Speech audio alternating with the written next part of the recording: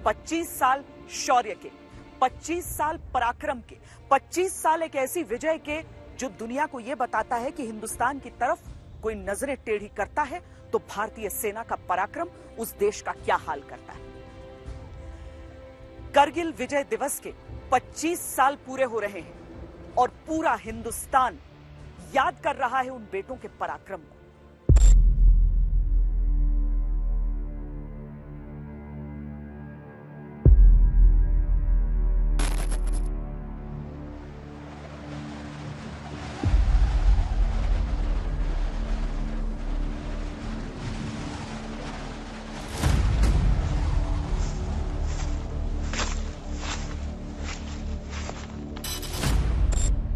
आज हमें टाइगर हिल पर डिप्लोमेट दुश्मन के ऊपर हमला करके उसे बर्बाद करने का टास्क मिला हुआ है। क्या आप उस टास्क को पूरा करेंगे तो ये एक ऐसे युद्ध की कहानी है जहां हर बात दुश्मन के पक्ष में थी, लेकिन परिणाम उसके पक्ष में नहीं रहा। सूत्रों से पता चला है कि उस पर टाइगर हिल पर डिफेंस लिया हुआ है। हमारा इरादा 4 जुलाई 06 आज तक टाइगर हिल पर 3 चौक बसल करके दुश्मन को बर्बाद कर रहे हैं। दुश्मन की पहाड़ी के ऊपर बैठा था और हम नीचे से ऊपर चढ़ रहे थे, तो हमें काफी कठिनाई का सामना करना पड़ रहा था। ऊपर बैठे दुश्मन को नफरी का काफी फायदा था। इसके बावजूद हमारे जवानों ने वो कर दिखाया जो नामुमकिन। एक ऐसा युद्ध जिसने पाकिस्तान को सर उठाने लायक नहीं छोड़ा, एक ऐसा युद्ध जिसने भारत के पराक्रम का परचम बुलंद किया, एक ऐसा युद्ध जो छल कपट विश्वासघात की बुनियाद पर शुरू हुआ, एक ऐसा युद्ध जो वीरता विश्वास और भारत की विजय के साथ खत्म हुआ। ग्रेनेड से जो मरे वो 48 थे और मेरे साथियों गोलियों से मारे वो अलग थे। तकरीबन 17-80 आदमी उस टोलोलिंग को मारे। पूरी कंपनी खत्म करी थी वहां पर। पाकिस्तान की 5 नॉर्थ लाइट इन्फेंट्री की एक कंपनी थी, उसको पूरी को खत्म किया गया। दुश्मन ऐसी तैयारी से आया, ऐसे धोखे से घात लगाया, ऐसी अभेद रणनीति बनाई कि उसको पीछे धकेलना नामुमकिन लग रहा।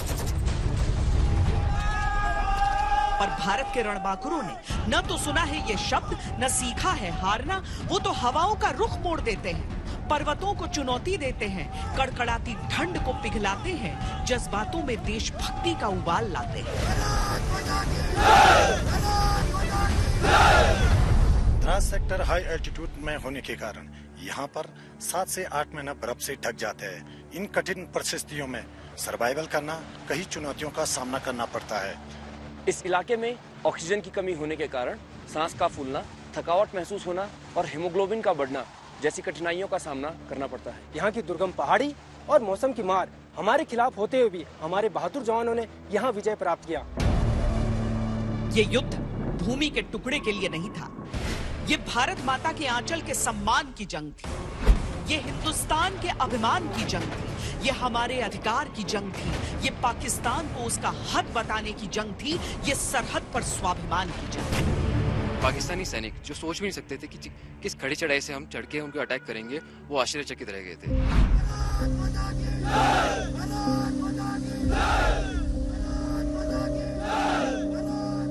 करगिल के उस युद्ध को 25 साल बीत चुके हैं। 25वें साल की शुरुआत करते हुए भारत भी नया है, भारत की सेना भी कहीं अधिक तैयार है। पाकिस्तान मुल्क के नाम पर मजाक बन चुका है, दुश्मन के रूप में अप्रासंगिक हो चुका है, पर करगिल की उस कहानी को याद रखना ही हमारे वीरों का समुचित सम्मान है।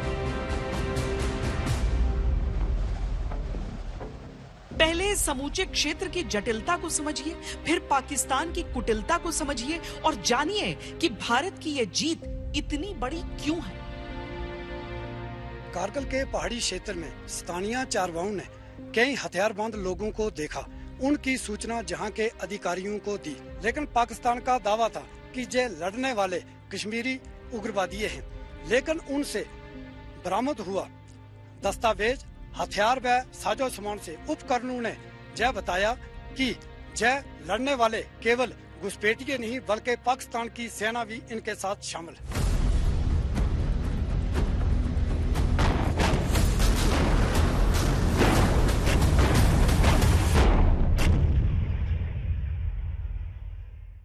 द्रास करगिल की पहाड़ियाँ थोड़ी सी अलग हैं। यहाँ पर अगर आप पूरा इलाका देखें तो आपको बीच बीच में कहीं पर ग्रीनरी भी दिख जाएगी। जैसे जहाँ पर हम हैं करीब 9,500 फीट की ऊंचाई है। हम 0.4875 के समानांतर एक पहाड़ पर चढ़ रहे हैं, यानी समझ लीजिए कि लगभग 17 से 18,000 फीट की ऊंचाई। अब आमतौर पर क्या होता था 1999 से पहले कि जब भीषण ठंड पड़ती थी, अभी भी अगर आप देखेंगे, देखिए मेरे पीछे जो पहाड़ है इस पे बर्फ पड़ी हुई है। जुलाई के महीने में यहाँ पर बर्फ है, तो भीषण ठंड के समय तो ये पूरा इलाका बर्फ से पट जाता है। अब उन पहाड़ियों के ऊपर पोस्ट्स हैं, भारत की सीमा में भारत के पोस्ट्स और पाक ऑक्यूपाइड कश्मीर जो हिस्सा लगता है वहां पर पाकिस्तानी सेना के पोस्ट्स। अब एक अनकहा सा समझौता दोनों देशों के बीच रहा कि जब भीषण हो जाता है मौसम तो उस समय सैनिक नीचे आ जाएं, क्योंकि मुश्किल हो जाता है वहां पर रहना। भारतीय सेना नियमित रूप से नीचे आ जाया करती थी। 1998-99 की जो सर्दियां हुई उस समय भी भारतीय सेना ने यही किया। ऊपर की ऊंचाइयों पर अपने पोस्ट छोड़े और ठंड के मौसम में नीचे आ गए कि गर्मी में वापस वहां जाकर उन्हें ऑक्यूपाई कर लेंगे। पाकिस्तान की सेना चोटियों से नीचे नहीं गई थी। उसने भारत के भरोसे का फायदा उठाया और रच दिया एक खौफनाक षड्यंत्र।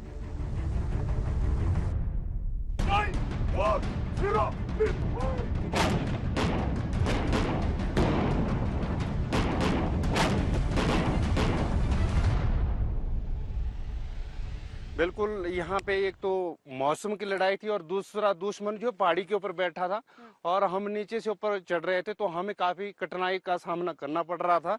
अगर हम 4 कदम ऊपर जाते थे तो 2 कदम हमारे नीचे भी आते थे, पर हमें बहुत जोश था, हम काफी मोटिवेट थे और हम लगातार ऊपर चढ़ते जा रहे थे, क्योंकि हमारी मातृभूमि पर दुश्मन आकर घुस बैठा था, तो उनको मार भगाना हमारे लिए ये अत्यंत जरूरी था। ये NH1 है, नेशनल हाईवे 1। यहाँ पर कश्मीर को लद्दाख से जोड़ने वाला रास्ता है और इसी रास्ते से 1999 की कहानी शुरू होती है। यहाँ गाड़ियां गुजरती थी, जैसे अभी भी आप देखेंगे यहाँ पर गाड़ियां गुजर रही हैं, काफी व्यस्त रास्ता रहता है। लेकिन अचानक उन गाड़ियों पर गोलियां आने लगी, उन गाड़ियों पर कोई गोलियां दाग रहा था ऊंचाई से। अब पूरा रास्ता आप देखिए तो दोनों तरफ ऊंची ऊंची पहाड़ियां हैं, 16-17,000 फीट की पहाड़ियां हैं। अब ये गोलियां कहां से आ रही हैं, ये सबकी समझ से परे था, पर आम नागरिकों को निशाना बनाया जा रहा था। जब गड़बड़ी की पहली आशंका हुई तब सेना के कई दस्तों को द्रास मूव किया गया, लेकिन तब आकलन ये था कि चोटी पर 8-10 घुसपैठिए हैं जो हाईवे पर निशाना साध रहे हैं, लिहाजा कार्रवाई में रणनीति उसी हिसाब से बन रही थी। तो रोलिंग का इलाका दोनों ही लाइन ऑफ कंट्रोल एवं नेशनल हाईवे 1 डेल्टा जो कि श्रीनगर को लेह से जोड़ता है उसके बिल्कुल समीप था। ऊपर बैठा हुआ दुश्मन आसानी से हमारे कॉन्वॉय मूवमेंट जो कि ना ओनली हमारे कारिल एरिया एवं ईस्टर्न लद्दाख और सियाचिन सेक्टर को भी सप्लाई देता है और इन्फोर्समेंट की जो हमारे चाल चलन थी उसके ऊपर भी आराम से फायर कर सकता था। इसीलिए दुश्मन को तोरलिन के ऊपर से खदेड़ना और भगाना बहुत अहम टास्क हो गया था।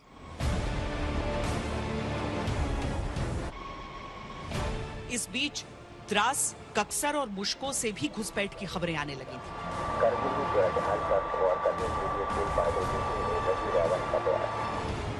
भारतीय सेना ने अलग अलग इलाकों से पेट्रोल पार्टियां रवाना कर दी, लेकिन जितनी भी पेट्रोल पार्टियां रवाना की जा रही थी उनमें से कोई भी लौट कर नहीं आया था।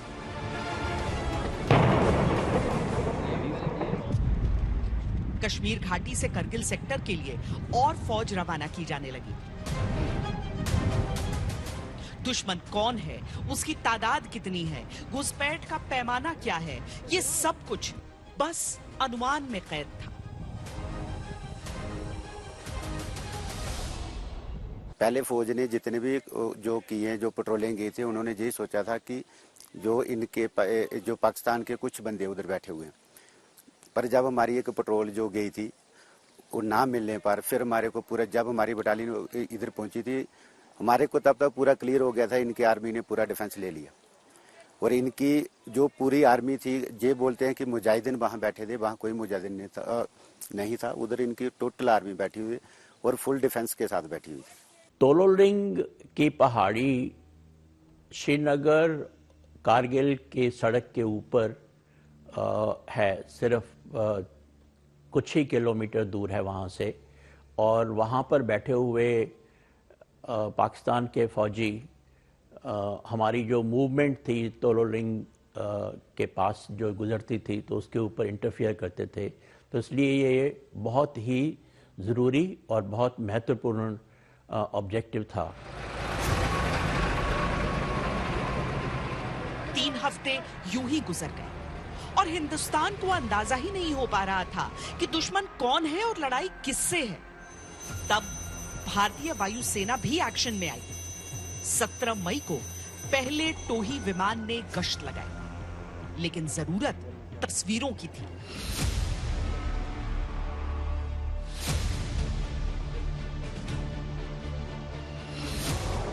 कैनबेरा विमान ऊंचाई से उड़ान के दौरान तस्वीरें लेने में सक्षम है। स्क्वाड्रन लीडर ए पेरुमल ने आगरा से द्रास और फिर करगिल का सफर तय किया तो हकीकत देखकर हैरान रह गए। तस्वीरों से इतना तो साफ हो गया था कि दुश्मन चाहे जो भी हो वो मुट्ठी भर नहीं है। उसके पास सोफिस्टिकेटेड हथियार थे, बंकर थे, सप्लाई लाइन था। यानी भले ही वो मुजाहिदीन हो, पाकिस्तानी फौज के संरक्षण के बगैर ऐसी घुसपैठ संभव ही नहीं थी। 26 मई को भारतीय सेना ने ऑपरेशन विजय का ऐलान कर दिया ताकि घुसपैठियों को नियंत्रण रेखा के उस पार खदेड़ा जा सके।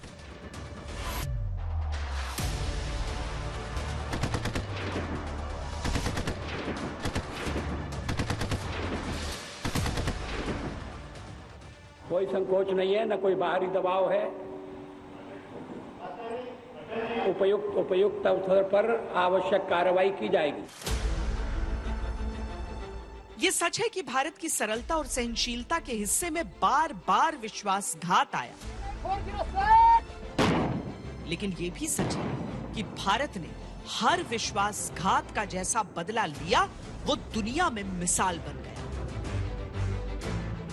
भारत ने वसुधैव कुटुंबकम के सिद्धांत पर चलते हुए पड़ोसी देशों के साथ हमेशा दोस्ताना रिश्तों का प्रयास किया। उस दौर में पाकिस्तान के साथ अमन की सदा के तौर पर दोस्ती की बस चलाई थी।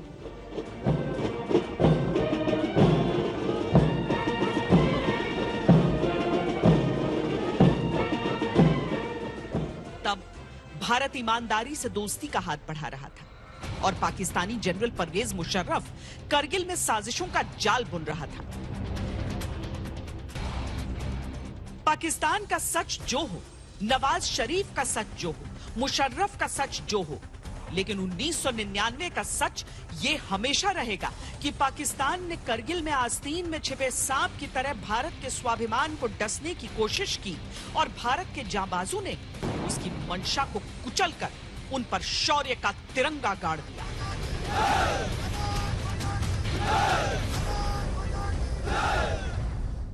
क्या होता है ना कि अगर कोई लड़ाई सोच कर आए कि उसे लड़नी है और सामने वाले को पता ही ना हो कि ऐसा कुछ हो रहा है, तो पाकिस्तान ने तो पूरी तैयारी अपनी कर रखी थी। वो फोर्टिफाइड बंकर्स उसके थे। भारत की ओर से जब ये समझ में आया कि आक्रमण इस तरीके से पाकिस्तान की ओर हो रहा है, तो कई अस्थायी निर्माण भी करने पड़े, कुछ आड़ बनाने पड़े जहां से आप मुकाबला कर सकते हैं पाकिस्तान से। अब पीछे तोलोलिंग की वो पहाड़ी आप देखिए, एक बहुत बड़ी पहेली ये तोलोलिंग की पहाड़ी बनी हुई थी शुरुआत में। कैसे हासिल किया जाए, इससे भारत ने अपने एक से बढ़कर एक योद्धाओं को गंवा दिया इस तोलोलिंग की लड़ाई में। लेकिन जब तोलोलिंग पर जीत हासिल हुई थी, वहां से करगिल की लड़ाई पूरी तरीके से पलट गई। वहां से कोई चांस ही नहीं था कि पाकिस्तान किसी भी तरीके से अपनी साजिश में कामयाब हो सकता था, क्योंकि भारतीय योद्धाओं के पराक्रम ने अब तक निर्धारित कर दिया था कि वो बलिदान देने के लिए तैयार हैं, लेकिन अपनी मातृभूमि का एक छोटा सा हिस्सा भी अपने दुश्मन को रौंदने नहीं देंगे। करगिल में पाकिस्तानी ऊंची ऊंची चोटियों पर बैठे थे और युद्ध की सच्चाई ये है कि जो ऊंचाई पर काबिज होता है उसका पलड़ा भारी रहता है। पर हमारे को काफी उसको दिक्कतों का सामना करना पड़ा, क्योंकि ऊपर जो दुश्मन है डिफेंस में बैठा हुआ, वो अगर ऊपर से एक पत्थर भी डालता था तो उसके साथ वो 10 पत्थर आते थे। अगर आपको जो गोली लग जाती है, गोली इसमें टांग में बाजू में लगने से कुछ नहीं, जो पत्थर था, पत्थर एक पत्थर डालेंगे उसके साथ 10 पत्थर और आएंगे और बंदे को साथ ही लेके जाते थे। मई के आखिरी हफ्ते तक हिंदुस्तान के हाथ मोर्चे पर खाली ही थे। सैनिक बहादुरी से आगे बढ़ते रहे, लेकिन चोटियों पर बैठा दुश्मन भारी पड़ रहा था। अब रणनीति बदलने पर विचार चल रहा था। इस बात की जरूरत समझ में आ रही थी कि चढ़ाई चढ़ने से पहले दुश्मन को कमजोर करना होगा और इसके लिए आर्टिलरी यानी तोपखाने की तैनाती शुरू हुई।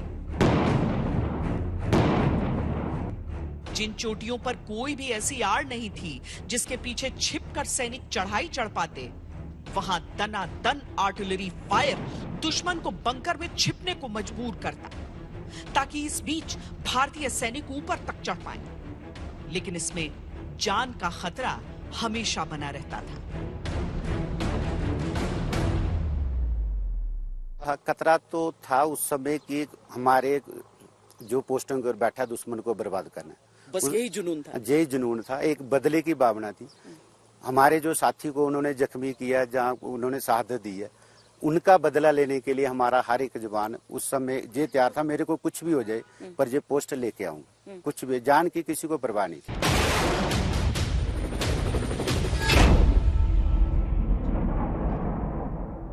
स्वतंत्र भारत के इतिहास में सबसे भीषण युद्ध गोलाबारी के हिसाब से करगिल में ही हुआ था।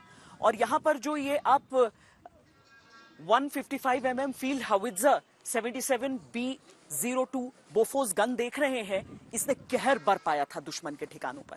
देखिए, ये पूरा वर्णन आपको यहां पर भी मिल जाएगा। बैटल ऑफ पॉइंट 5140 जिसे गनहिल कह रहे हैं, 100 बंदूकें बरसी थी मल्टी बैरल रॉकेट लॉन्चर्स के साथ। और जब वो गोलाबारी की जाती थी आर्टिलरी द्वारा, उसकी ही आड़ लेकर, मतलब अपनी भी जान पर खतरा रहता था, लेकिन उसी की आड़ लेकर जो भारतीय सैनिक हैं वो आगे की तरफ बढ़ते थे। जो आकलन है उसके अनुसार 737 पाकिस्तानी ढेर हुए थे, पाकिस्तानी सैनिक हमारी आर्टिलरी फायर में।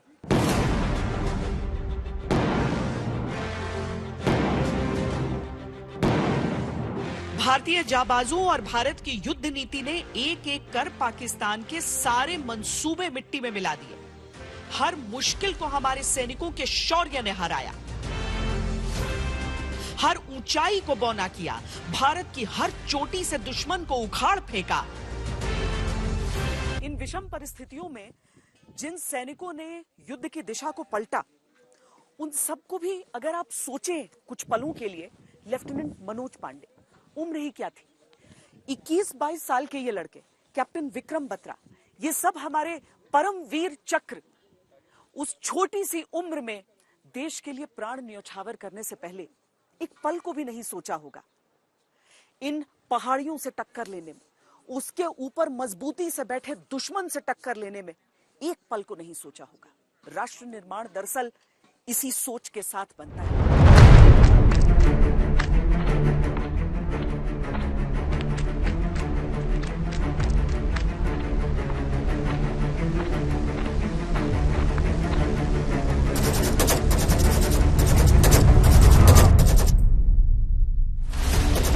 रणक्षेत्र की रणनीति भारत के सैन्य नेतृत्व की ताकत है और युद्ध भूमि पर हमारी सबसे बड़ी शक्ति हमारे सैनिकों का जज्बा है।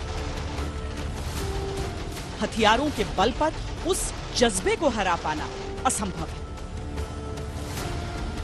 इस देश की मिट्टी ऐसे वीरों को उपजती है जो बलिदान की परंपरा को साथ लेकर युद्ध भूमि में उतरते हैं।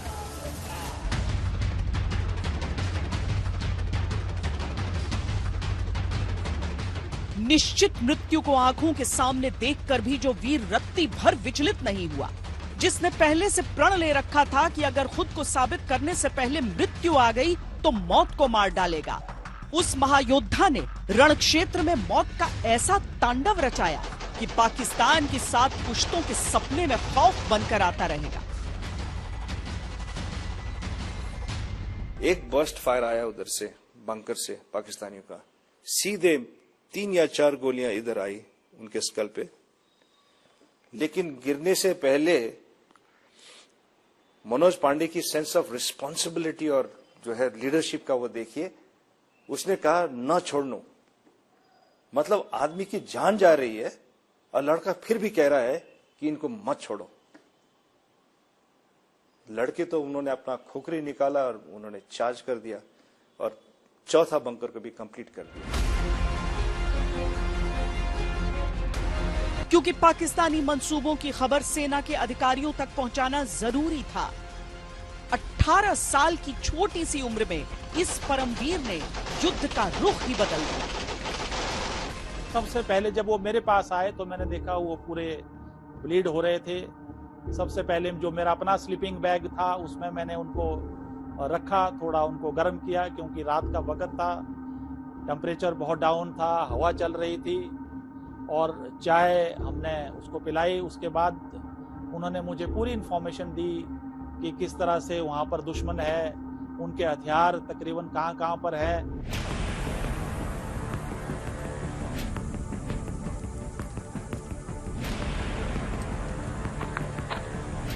हाथों में बंदूक लेकर दुश्मन को सामने खड़े होकर ललकारते हुए संजय कुमार का वो रूप करगिल में हमेशा वीरता का प्रतीक रहेगा। दुश्मन की कितनी गोलियां लग चुकी हैं ये ध्यान नहीं, लेकिन कितने दुश्मन और बचे हैं बस यही ध्यान रहा। हम लोग तो 4 जवान थे वहाँ बचे हुए, लेकिन क्या था कि पीछे वाला पोस्ट भी तो हमने कैप्चर कर लिया था। लजेरिया का जो पोस्ट था वहाँ से उन्होंने काउंटर अटैक कर दिया। तब तक हमारी डेल्टा कंपनी थी, अल्फा कंपनी थी, अपनी कंपनी थी, मेरी चार्ली कंपनी थी, तो काफी जवान वहाँ पे पहुंच गए और वहाँ से हम सभी ने दोबारा फायर खोल दिया।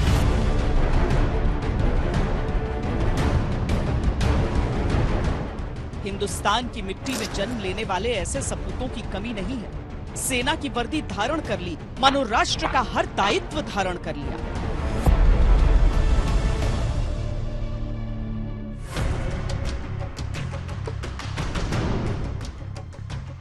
बुखार से तपता जिस्म कैप्टन विक्रम बत्रा के संकल्प के आड़े नहीं आया, क्योंकि मातृभूमि पर दुश्मन की मौजूदगी का आवेश ज्यादा तेज था। एक बुलेट ऐसा लगा उनकी चेस्ट में लगा, फिर भी वो खड़े रहे और बैठ करके फायर कर रहे थे। और पाकिस्तान आर्मी ने वहां पर RPG-7 का फिर एक राउंड फायर किया, जिसका वो सल उनको लगा और वो हमेशा के लिए वो गहरी नींद में सो गए।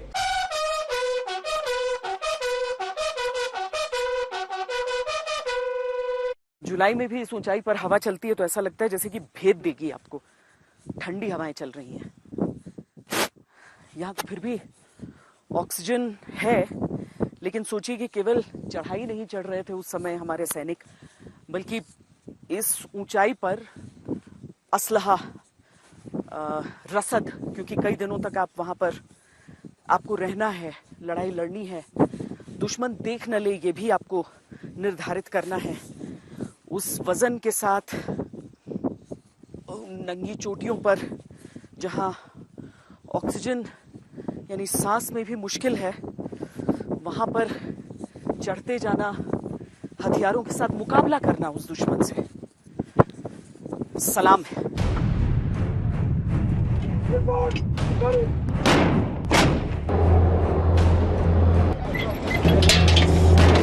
करगिल की जंग में भारत ने अपने कई पराक्रमी सैनिकों को गंवाया।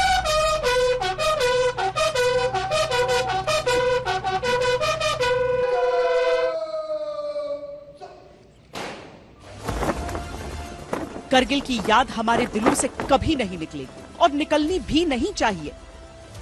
शौर्य की वो परंपरा हमारे अंदर जिंदा रहनी चाहिए। करगिल का युद्ध हमें ये भी याद दिलाता है कि पाकिस्तान से लगती सरहद पर हम एक पल को भी सुस्त नहीं पड़ सकते। हमारे मेजॉरिटी पोस्ट बहुत ही ज़्यादा हाइट पे हैं, 17,000 से 18,000। ये 6 से 7 महीने के लिए विंटर कट ऑफ रहते हैं। इसके लिए कोई भी मूवमेंट पॉसिबल नहीं होती। इसलिए एक जवान को मेंटली और फिजिकली बहुत स्ट्रांग रहने की ज़रूरत है। इसके अलावा ऑपरेशनल विजय में जैसे हमारे सैनिकों ने बहुत ही बहादुरी और करेज से यहाँ पे लड़ाई लड़ी थी, वो हमारे सब सोल्जर्स के लिए एक इंस्पिरेशन के लिए एक्ट करता है। पाकिस्तानियों ने पीछे हटते हुए अपने बंकरों में बम फिट कर दिए थे ताकि हिंदुस्तान के लिए आगे बढ़ पाना मुमकिन न हो। इतना ही नहीं, चढ़ाई के समूचे रास्ते में पाकिस्तान ने लैंडमाइन बिछा दिए थे। वो इतने पर नहीं रुका, पाकिस्तानियों ने युद्ध में शहीद भारतीय वीरों के शरीर से बम बांध दिए थे ताकि उन्हें वापस ले जाने की कोशिश में और हिंदुस्तानी जवानों की जान ले सके।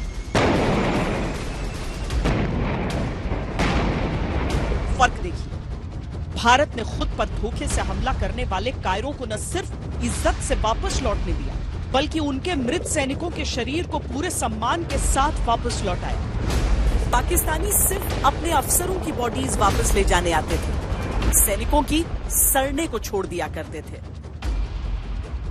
क्योंकि उनकी दलील थी कि ये लोग उनके हैं ही नहीं। भारतीय सेना का बड़प्पन यहां भी दिखा। उन्होंने सेना की सर्वोच्च परंपरा के अनुसार पाकिस्तानी सैनिकों के शरीर को सम्मान के साथ दफनाया।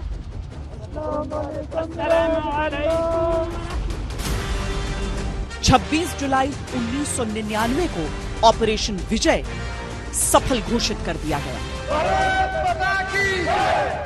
जीत भारत की हुई। हमारे जवानों ने बड़ी बहादुरी से दुश्मन का मुकाबला किया है, उसे पीछे धकेला है, विजय पाई है। 1999 के बाद हिंदुस्तान और पाकिस्तान के हुक्मरान कई दफा बदले। रिश्तों को लेकर दोनों देशों की समझ भी बदली, सोच भी बदली और आग्रह, कभी बातचीत हुई, कभी बंद कर दी गई। रिश्तों की पुरानी गांठें सुलझी नहीं, नई उलझनें बढ़ती गई। भारतीय सेना का शौर्य तो था ही, लेकिन साथ में एयर सपोर्ट भी था। भारतीय वायुसेना का रोल था। जो हमारे वायु सैनिक थे, उन्होंने रिकॉनेसांस, जो इन सारे हिस्सों में, ऊंची पहाड़ियों में दुश्मन किस स्थिति में है, कितनी ताकत के साथ है, वो पता लगाने में उनकी बड़ी भूमिका रही। लेकिन ये जो MiG-21 आप देख रहे हैं, ये दरअसल गोल्डन एरो स्क्वाड्रन का हिस्सा रहा था। इसने पाकिस्तानी पोजीशंस को बर्बाद करने में बहुत अहम भूमिका निभाई थी। देखिए, ये बहुत ही एक तालमेल की बात होती है। आर्टिलरी यानी हमारा तोपखाना किस तरीके से दुश्मन के पोजीशंस को सॉफ्ट कर देता है और आपके जो पैदल सैनिक हैं वो वहां पर जाकर उस जगह पर फतेह हासिल करते हैं। उसी तरीके से एयरफोर्स जो आसमान से पूरी तरीके से बॉम्ब करके दुश्मन को नेस्तनाबूद करे और तब जो पैदल सैनिक है जाकर आगे उस इलाके पर कब्जा कर लें। तो सैनिक जो हमारे हैं, इन्फेंट्री जो है, उसके अलग अलग मुहिम अलग अलग चोटियों पर चल रहे थे। आस्था का सर्वोच्च स्थल, ये अमर जवान ज्योति जो लगातार प्रज्वलित है, लहराता हुआ तिरंगा, जिसके लिए यहाँ पर हर एक व्यक्ति जब ये कहता है ना कि हमारे सैनिकों की सांसों से ये तिरंगा लहराता है, तो बहुत भावुक पल हो जाता है। और ये जगह बहुत भावनात्मक रूप से इसीलिए अहम है क्योंकि सोचिए, यही वो चोटियां थी जहां पर लड़ाइयां चल रही थी। आप पीछे टाइगर हिल देख सकते हैं, यहां से सीधे आपको नजर आ जाएगा। इन सभी चोटियों पर हमारे सैनिक युद्ध लड़ रहे थे उस समय। एक ऐसा युद्ध जो हमारे पड़ोसी की साजिश की वजह से हमारे ऊपर थोपा गया था, लेकिन एक ऐसा युद्ध जिसके अंजाम ने बता दिया कि कोई भी साजिश कर लो, हिंदुस्तान के पराक्रम के आगे टिक ही नहीं सकते।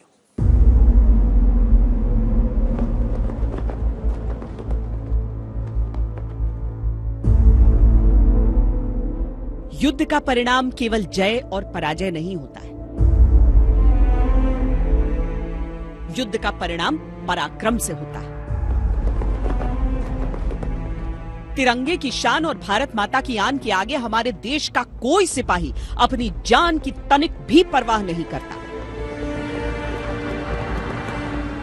26 जुलाई 1999 को भारत की जीत के साथ ही ऑपरेशन विजय को सफल घोषित कर दिया गया। रणभूमि में तैनात हर एक वीर ने शौर्य की अनमोल विरासत हर देशवासी के लिए छोड़ी।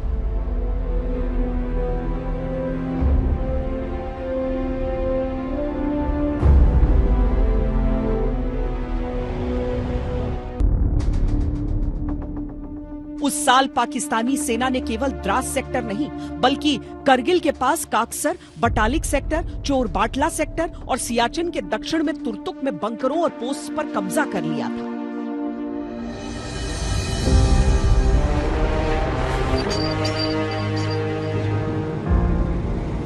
पर भारतीय सेना ने अपना विजय अभियान प्रारंभ किया तो दुश्मन को अपनी हर चोटी से बेदखल किया।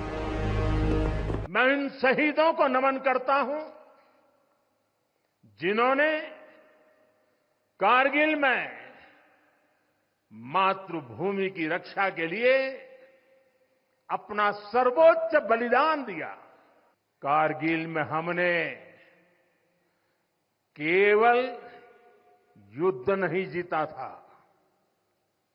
हमने सत्य, संयम और सामर्थ्य का अद्भुत परिचय दिया था।